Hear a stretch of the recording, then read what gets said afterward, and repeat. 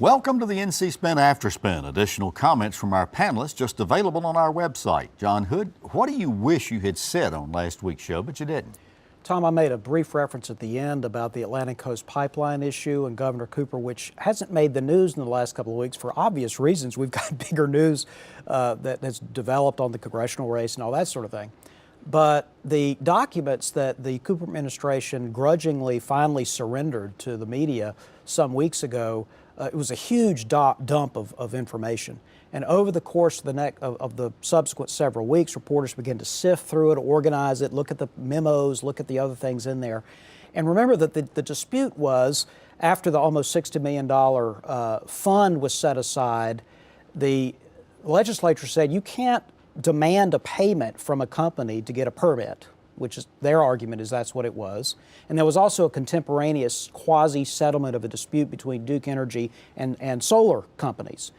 And the Republicans in the legislature were saying, this looks like a deal that you made, that the Duke Energy got a permit or a water quality permit for the pipeline in exchange for giving up these things. And the Cooper administration said that is a complete mischaracterization. It's a lie. These things are completely unrelated. The governor has said that. Most of his senior aides have said that in one form or the other. And now that the ammunition is here, the evidence is here, the governor's position just doesn't make any sense. There's clear evidence these were related issues.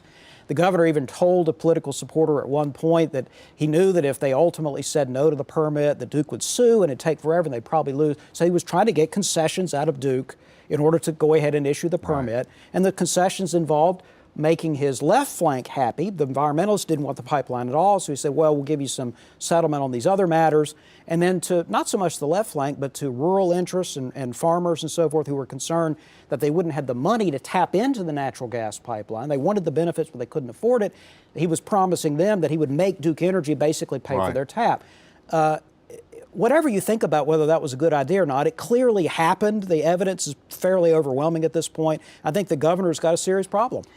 The pipeline is essentially stalled right now, is it not? It is, but it doesn't have to do with North Carolina. It has to do with permits in Virginia. And I still think ultimately the pipeline will be permitted. It will be constructed. And that's not even what this debate is about anymore. No, it's about the credibility of Governor Cooper, which is not looking very good right now. All right. Well, thanks for watching the After Spin. We'll have more video all during the week on ncspin.com.